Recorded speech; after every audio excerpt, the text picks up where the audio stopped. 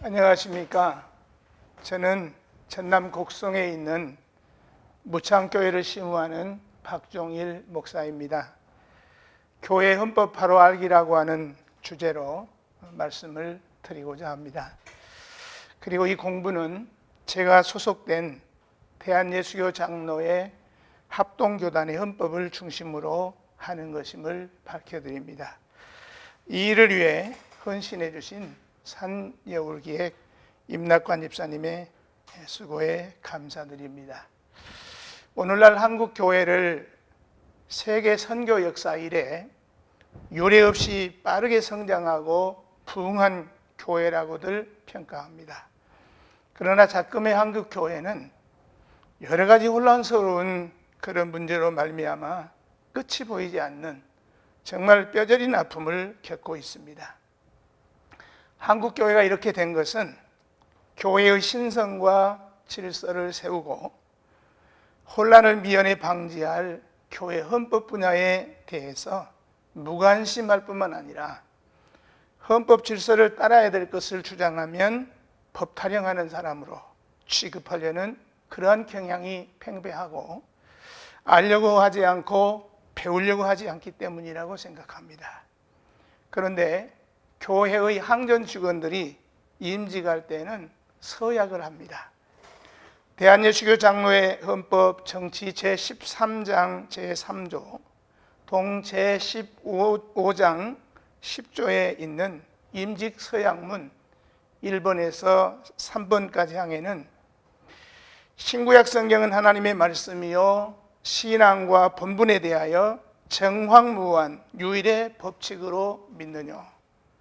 두 번째는 본 장로의 신조와 웨스트민스터 신도개혁 및 대소요리 문답은 신구약 성경의 교훈한 도리를 총괄한 것으로 알고 성실한 마음으로 받아 신종하느냐. 세 번째는 본 장로의 정치와 권징조례와 예배 모범을 정당한 것으로 승낙하느냐라고 되어 있습니다. 그런데 노회나 교회에서 목사나 장로나 집사로 임직할 때 임직하는 어느 누구도 아니요 하는 사람은 한 사람도 없고 서약문에 의미하는 바에 대해서는 별 생각 없이 모두가 예라고 대답함으로써 임직을 하게 됩니다. 목사, 장로, 집사를 임직함에 있어서 서약을 해야 될 사람은 임직을 받는 당사자요, 그 다음은 그가 임직할 수 있도록 그를 택하여 준 본교회 회원들입니다. 임직 서약의 근거는 교회 자유 원리에 의한 것으로 교회를 대표하는 일꾼을 임직시키면서 성경과 헌법을 인정하지 않는 자에게 교회의 치리와 봉사를 맡길 수 없다는 데 있습니다. 따라서 임직 서약은 임직하는 사람이 신구약 성경은 하나님의 말씀이요 교인이 신앙생활함에 있어서 정황무한 유일의 법칙인 것과 헌법이 정당한 것임을 확인하는 절차입니다. 서약문 중에 장립서약은 1항에서 3항까지를 의미하고 4항과 5항은 위임서약이며 장립과 위임을 동시에 행하는 것을 임직이라고 하고 일반적으로 취임은 위임과 같은 의미로 사용이 됩니다. 그런데 중요한 것은 임직을 받는 자나 그 직원을 맞이할 교회가 하나님 앞과 교회 앞에서 일단 서약을 한 후에는 그 임직 서약대로 행해야 되는 의무가 부과된다는 것입니다. 맹세하기 전에는 상관이 없겠지만은 이제는 그 의무를 이행하지 않는 것은 바로 권징조례에 의해서 징벌을 받아야 될 범죄가 성립되고 마는 것입니다. 성직자가 피소되는 죄는 거의 모두 이 임직 서약을 위반하는 데서 발생하는 죄라는 것을 명심을 하고, 첫째는 훌륭한 직원이 되어서 하나님께 영광을 돌리고 교회의 덕을 세우는 자가 되어야 하겠으니 임직 서약에 충실해야 되겠고, 둘째는 충실하지 못하거나 위배하면 이제는 교회법에 의해서 징벌을 면치 못하게 되었으니 그래서라도 임직서약에 충실한 자가 되어야 될 것입니다. 그런데 문제는 임직서약을 하고서 직분을 받은 사람들이 그 서약과 전혀 상관없는 것처럼 행동한다는 것입니다.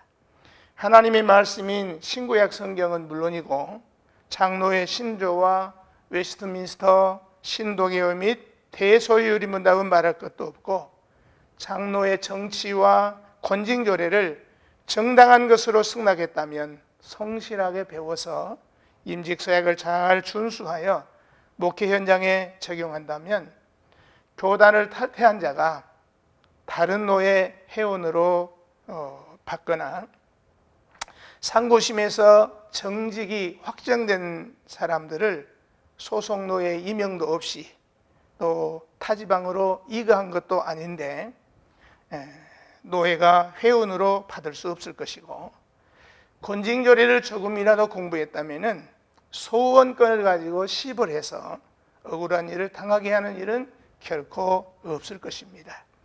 목사와 장로가 초심으로 돌아가서 임직서약만 잘 지켜도 교회와 노예와 총회가 오늘날과 같이 혼란스럽지 않을 것이라고 생각됩니다. 일반적으로 목회자의 성공 비결에 대해서 설교와 행정 중에 설교의 비중을 더 높이 평가하는 것이 대부분입니다마는 설교나 행정 그 어느 것도 과소평가할 수 없는 것입니다. 중요한 사실은 설교가 예배 모범 안에 있고 예배의식은 정치 안에 있다는 것입니다. 더욱 심각한 것은 교회 안에 정치가 중지되면은 교회는 한 발자국도 움직일 수가 없다는 것이 목회 현장에서 피할 수 없는 현실이기도 합니다. 예를 들면 설교하는 것도 정치적 허락이 필수적이고 성도가 교회에서 봉사하는 것도 정치적 허락이 없이는 할 수 없는 일이고 재직회나 당회, 노회, 대회, 총회, 기타 교회 각 기관이나 연합회 등의 모든 활동도 정치적인 허락 하에서 행할 수 있다는 것입니다.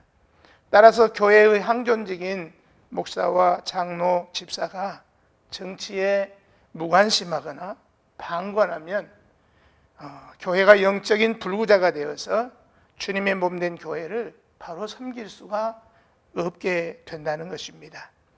그리고 정치가 없는 곳에는 권징도 시행될 수가 없고 예배 모범도 소용이 없기 때문에 교회 정치는 교회가 존재하는 한 계속 시행되어야 되고 정치가 바로 시행될 때에 교회와 노예와 총회도 은혜롭고 그리고 하나님이 기뻐하시는 그런 믿음의 공동체가 될 것입니다. 결국 교회 정치의 구조하에서 교회의 모든 조직과 활동이 진행되는 것이기 때문에 교회 정치가 중지되면은 교회의 모든 활동도 멈출 수밖에 없고 교회 정치가 정당하게 시행되면 교회의 모든 활동이 질서를 따라서 바른 교회로 세워져 갈 것입니다. 교회 정치를 연구함에 있어서 그 뿌리를 찾는 일은 매우 중요한 일이기 때문에 성경을 모태로 만든 웨스트민스터 헌법이 시초가 되는 것은 물론이고 한국교회 정치사에서는 장로교 최초의 헌법인 1922년판 헌법을 결코 폐지할 수 없습니다. 그러므로 교회 정치를 연구함에 있어서 장로교 최초의 헌법 원문과 그리고 현행 헌법 조문을 비교하면서 한국 교회의 100년 정치사의 변천 과정을 통해서 교회 정치를 살펴보고자 합니다. 첫째로 그러면 먼저 교회 헌법이 무엇인가부터 살펴보겠습니다. 교회 헌법은 국가의 헌법하고 달리 헌법책 안에 있는 신조, 소요리문답, 대요리문답, 정치, 권징조례, 예배 모범을 합해서 교회 헌법이라고 합니다. 그 근거는 헌법 개정의 내용과 총회의 권한과 정치문답조례 559문이 증거하고 있습니다. 첫째, 교회정치 제23장에 헌법 개정이란 장명의 큰 제목 아래 제1조 정치 권징조례 예배 모범의 변경, 제2조 신조 소요리 문답 대요리 문답의 개정이란 두 개의 조명으로 6가지 내용을 3가지씩 나누어서 변경 또는 개정하는 것으로 규정한 것을 보면은 교회 헌법이라고 하는 것은 정치와 권징조례 예배모범, 신조 소요리 문답 대요리 문답이라는 것을 알 수가 있습니다. 두 번째는 총회의 권한에서도 찾아볼 수가 있는데 교회정치 제12장 5조 총회 권한에서 총회는 교회 헌법을 해석할 전권이 있고라는 총회 권한에서도 교회 헌법이라고 하는 것은 신조 요리문답 정치 권징조례 예배 모범인 것을 말하고 있습니다. 세 번째로 1919년 제8회 총회에서 교회 헌법을 해석할 필요시에 참고서로 채용하기로 가결한 정치문답조례 559문에서 장로교 헌법이 어떠하뇨라는 질문에 장로교 헌법은 아래와 같으니라. 그리고 1. 장로교회 신경, 2. 소요리 문답, 3. 대요리 문답, 4. 장로교회 정치, 5. 권징조례, 6. 예배모범. 목사가 창립받기 전에 이 헌법을 다 믿고 복종해야 하느니라 그랬으니까 교회 헌법이라고 하는 것은 신조와 요리문답, 정치, 권징조례, 예배모범이라고 하는데 이의가 없다고 하겠습니다. 두 번째로 교회 정치 제도에 대해서 살펴보겠습니다. 16세기 마틴 루터의 종교개혁 이후에 교회는 신교와 구교로 양분이 되어서 저마다의 교리와 신조와 규칙과 의식 및 운영 방법이 다르고 성경 해석 여하에 따라서 천태만상의 교파가 생기게 되었고 그 교파마다 정치 제도 역시 다 다르기 마련입니다. 근간의 통계 자료에 따르면 우리나라에 대한예수교 장로회라고 하는 간판을 붙인 교단만 해도 100개가 넘는다고 합니다. 그 외에 각 교파와 교단을 모두 합하면 셀 수도 없을 정도입니다. 그러나 교파와 교단은 이렇게 많아도 그 많은 교회들의 정치 제도는 교황정치, 감독정치, 자유정치, 조합정치, 그리고 장로의 정치 제도 안에서 운영이 되고 있습니다. 첫째로 교황정치는 주로 로마 카톨릭 교회와 히랍정교의 정치인데 교황 전제로 산하교회를 관리하는 정치입니다. 교황정치는 교황 1인의 전제정치로서 로마 카톨릭 교회와 동방교회 등에서 채택한 정치제도인데 그들의 주장에 의하면 교황은 예수님의 수제자 베드로가 초대 교황이고 그 후에 역대 교황들은 베드로의 후계자라 해서 사도 계승권을 주장하고 있습니다마는 성경은 이것을 용납하지 않습니다. 이 정치는 교황 무호서를 주장해서 예배와 의식과 그리고 성경 해석의 절대권을 교황에게 주고 있으며 성직자는 다스리는 자로 평신도는 다스림을 받는 자로 구분해서 평신도의 참정권을 거부하고 오직 교황, 추기경, 대주교, 주교, 신부 등의 성직자만 계급적 참정권을 인정하는 정치 제도입니다. 두 번째로 감독 정치는 감독이 교회를 주관하는 정치인데 감독교회와 감리교회에서 쓰는 그런 정치입니다.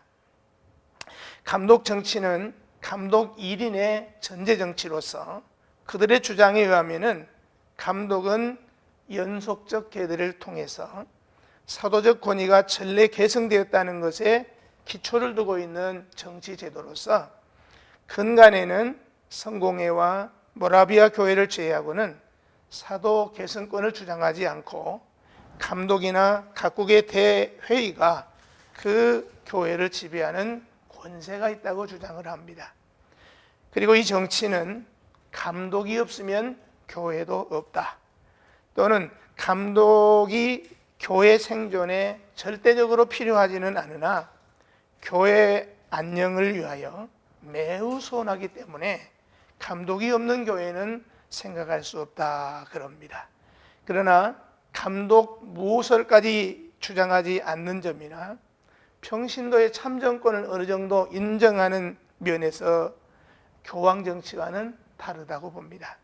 다만 대감독, 그리고 감독, 감리사, 목사 등 성직의 계급을 두는 면에서는 교황 정치와 비슷하다고 하겠습니다. 세 번째로 자유정치는 다른 회의 관할과 치리를 받지 아니하고 각 개지교회가 자유로 행정을 하는 교회입니다. 자유정치는 교인 전제 정치로서 이 정치는 조합정치와 모든 것이 비슷한데 연합회까지 거부하고 오직 회중의 권위와 자유를 더 강조하는 그런 입장에서 자유정치라는 구별을 두고 있습니다. 교황정치가 예배의식과 교리와 성경 해석권의 절대권이 교황에게 있는 것과는 반대로 자유정치와 조합정치는 이렇게 믿든 저렇게 믿든 오직 회원 각자의 자유에 속한다고 하면서 절대적으로 신봉하지 아니하면 안 된다고 하는 교리와 신조도 없는 정치입니다. 그래서 내 양을 먹이라 내 양을 치라고 하신 우리 주님의 교훈과는 상충되는 정치 제도라고 하겠습니다. 네 번째 조합정치는 자유정치와 거의 비슷하지만 다만 각 지교회의 대표자로서 조직된 연합회가 있어서 피차 유익한 문제를 의논합니다마는 그러나 산하교회에 명령하거나 주관하는 권한은 없고 모든 치리하는 일과 권징과 예식과 도리 해석을 각 교회가 자유로이 하는 정치입니다. 조합정치는 영국 성공회의 감독 정치에 대한 반발로 나타난 정치 제도로서 이 정치는 자유정치와 방불하지만 차이가 있다면 각 지교회의 대표자로 조직된 연합회를 두고 피차 유익한 문제만을 의논하고 연합회 산하 교회를 치리하는 권한은 없고 각 지교회가 자유로이 치리하는 그런 정치 제도입니다. 또한 그리스도 이외에는 어떤 대표자도 장로도 인정하지 않습니다. 그러면서 표면상으로는 장로의 정치와 같이 성직자를 투표해서 세우기는 하지만 성직자는 평신도권 이상 아무 권한이 없고 사역자일 뿐입니다. 그러므로 모든 권한과 선거권을 행사하는 교인들의 직접적 결의에만 있는 정치 제도입니다.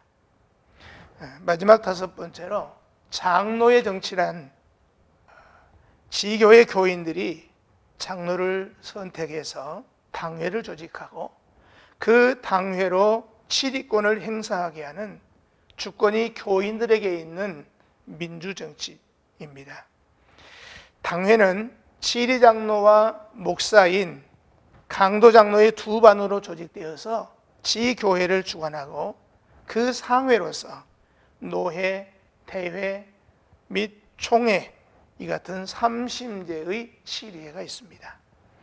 그 주권을 행사하는 방법은 교인들이 공동의회를 통해서 예산과 결산을 심의하며 당회의 경과사항에 대해서 보고를 받는 일 외에 특히 장로, 집사를 선거하거나 목사를 청빙하는 일 등으로 직접 행사하기도 하고 그 주권을 행사하는 방법은 교인들의 청빙에 의해서 위임을 받은 목사와 혹은 노회의 결의로 임명받은 당회장과 지교회 교인들이 장로를 선택해서 당회를 조직하고 그 당회로 치리권을 행사하게 하는 주권이 교인들에게 있는 민주정치입니다. 당회는 치리장로와 목사인 강도장로의 두 반으로 조직되어서 지교회를 주관하고 상회로서 노회, 대회, 그리고 총회, 이 같은 3심제의 치리회가 있습니다.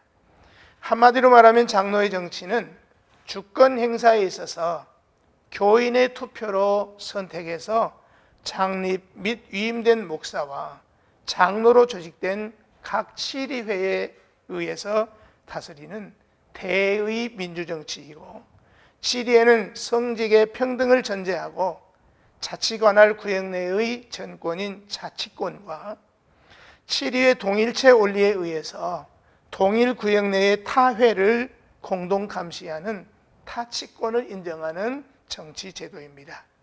대한예수교 장로의 헌법의 유래를 바로 이해하기 위해서는 웨스터민스터 헌법을 생각하지 않을 수 없습니다. 그 이유는 만국 장로교회 헌법과 우리 대한예수교 장로의 헌법은 웨스터민스터 헌법을 번역 편집한 것이기 때문입니다. 웨스터민스터 헌법은 1643년 7월 1일부터 1649년 1월 22일까지 무려 5년 6개월 22일 동안에 걸쳐서 영국 런던에 소재한 웨스터민스터 교회에서 회집된 웨스터민스터 회의에서 제정된 헌법으로 목사 121명, 장로 30명, 그 중에 10명은 귀족이고 이 10명은 영국의회 하원 의원이었다고 합니다. 이들을 의원으로 위임해서 제정된 헌법입니다. 위임받은 151명의 의원들은 5년 반 동안 1064회나 모였고, 그중 매월 하루는 다 함께 모여서 금식 기도를 하였으며, 매번 회의를 할 때마다 먼저 3인이 기도를 했는데 한 사람이 1시간씩 기도했으니까 3시간을 기도한 후에 회의를 한 셈입니다. 회의 진행에 있어서 발언의 표준은 누구든지 막론하고 필요하다고 증명하려는 것은 성경에서 입증하라 그랬으니까 성경에 어긋난 항목은 하나라도 거론할 수조차 없게 하였습니다. 이와 같은 과정을 통해서 신조, 에베모범, 대소요리문답, 정치, 권징조례 등을 합하여 만들어진 헌법을 웨스터민스터 헌법이라 했습니다. 우리 대한예수교 장로회 총회 헌법도 1912년 총회가 조직되고 총회 헌법을 제정할 때 이 웨스터민스터 헌법을 기초로 해서 수정 편성한 것입니다. 우리 대한예수교 장로회는 1907년 9월 17일 정오에 평양 장대제 교회에서 노회를 설립한 후 1912년 9월 1일 오전 10시 30분에 평양 여자성경학원에서 선교사 44명, 한국목사 52명, 장로 125명, 도합 221명의 회원으로 예수교 장로회 조선총회가 조직이 되었습니다. 총회 초기에는 선교사들이 자국 정치에 근거해서 간단한 규칙을 정하여 치리해 오다가 제2회 총회에서 마삼열, 양전백, 김필수 목사 등 3인에게 정치 개정위원으로 위임을 했고, 그 후 1915년 9월 4회 총회 시에 마삼열을 위원장으로 해서 5인 정치편집위원으로 변경하여 권징조례와 규칙 그리고 교회 정치를 번역하게 했고, 그 후 1917년 6회 총회에서는 교회 정치, 권징조례, 예배모범 등을 번역 편집해서 출판 배부를 했습니다. 그 후 1921년 9월 제10회 총회에서 최종적으로 17개항을 교정한 후 제11회 총회에서 정치편집위원회를 폐지, 오늘에 이른 것이 대한예수교 장로회 헌법입니다. 그 우리 대한예수교 장로회는 1922년 제11회 총회에서 신조, 교회정치, 성경요리문답, 예배모범, 권징조례를 번역 출판한 것이 최초의 헌법입니다. 서론적인 부분은 여기까지 하고 마치도록 하겠습니다.